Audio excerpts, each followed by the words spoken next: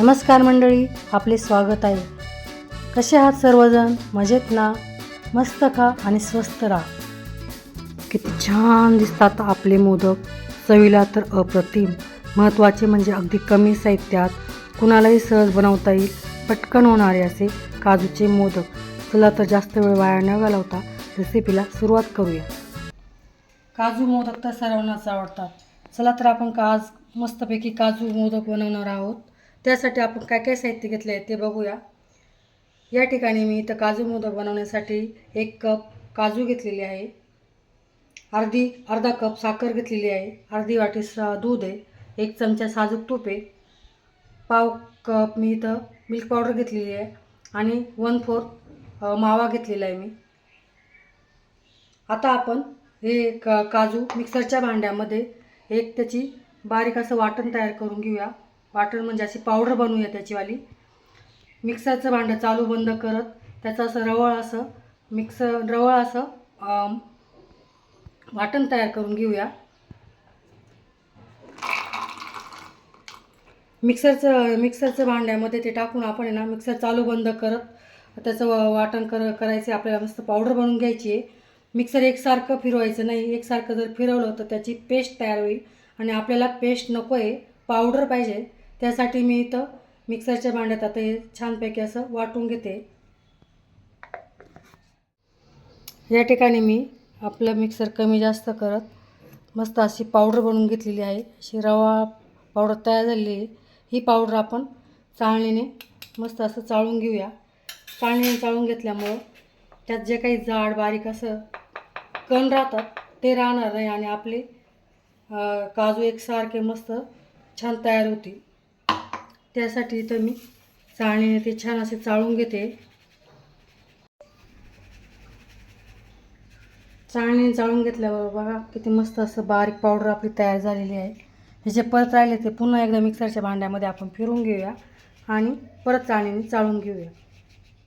या ठिकाणी आपण काजू मोदक बनवण्यासाठी एक पातेले घेतले मी. त्यात 1 चमचा साजूक तूप घालून घेणार आहे. 1च चमचा तूप घालायचं, कारण जास्त तूप घातल्यामुळे ना ते तेलकट होतं आपले मोदक. त्यामुळं 1च चमचा ते तूप घालून घ्यायचं. तूप थोडंसं विरघळलं आहे. त्यात मी आता आपली अर्धी वाटी साखर घालून घेणार आहे. त्यात साखर थोडी मिक्स करूया आणि दूध घालून घेता आहे. त्याच्यात दूध आपण याच्यात छान असं तापवून घेऊया. गॅसची फ्लेम मंद करूया आणि ही साखर दुधामध्ये छान अशी विरघळून घेऊ आणि दुधाला आपण एक छान अशी उकळी काढून घेऊया.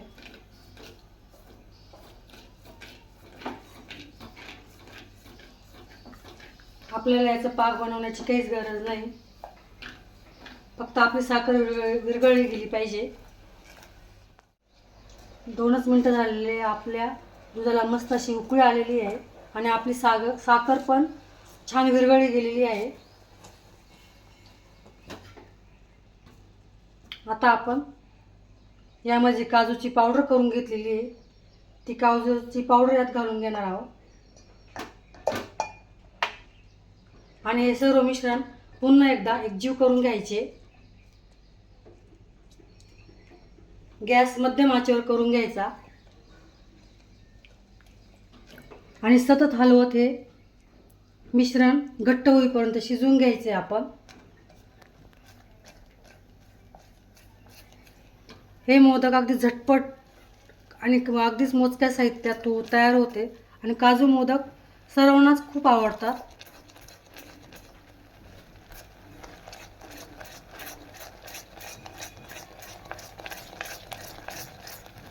अगदी 2 ते 3 मिनिटात हे मिश्रण आपले असे मस्त घट्ट होते.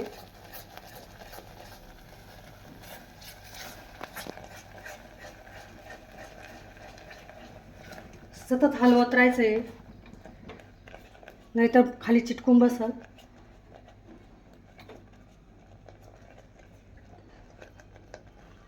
हे मिश्रण आपलं बऱ्यापैकी असं घट्ट झाले आहे. आता आपण जी मिल्क पावडर घेतलेली आहे ती मिल्क पावडर यात मी घालून घेणार आहे आणि पुन्हा हे मिश्रण परत एकजीव करत सतत परतत राहायचं. कारण ही काजूची पेस्ट खाली चिटकून बसते, त्यामुळं हे मिश्रण सतत हलवत राहणं गरजेचं आहे. आपले सारण मस्त असं घट्ट झालेले आहे. त्यात आपण जी मावा घेतलेला आहे तो मावा पण इथं घालून घेऊ आणि पुन्हा हे एकजीव करून परत 2 ते 3 मिनटं हे घट्ट असं शिजवून घेऊया.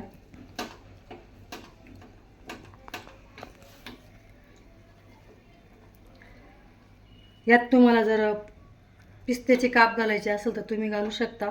सुरुवातीला हे काप असे तुपामध्ये भाजून घ्यायचे आणि यात आपण टाकू शकता. आपले सारण मस्त असे घट्टसर शिजले गेले. आता आपण गॅस बंद करूया आणि ते थंड होण्यासाठी एका ताटात मी आता काढून घेणार आहे.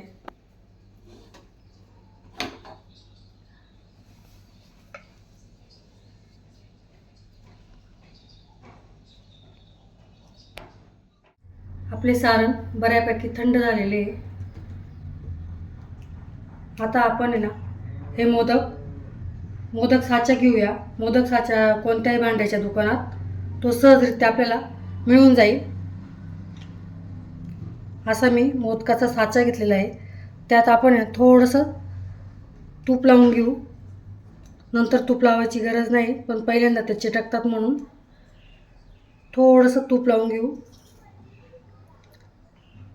साचा बंद करून घेते मी आणि त्याच्यातला थोडासा गोळा घेऊन डायरेक्ट असं भरून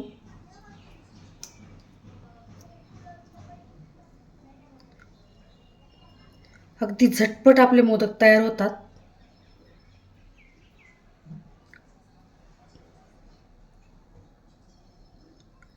अलगद हाताने तो साचा असा उडून घ्यायचा. तुम्ही बघू शकता आपले किती छान असे मोदक तयार झालेले. अलगद हाताने ते काढून घ्यायचे. गणपती बाप्पासाठी पहिला नैवेद्य. याच पद्धतीने सर्व मोदक आता बनवून घ्यायचे. कशी वाटली तुम्हाला आजची ही मोदक रेसिपी?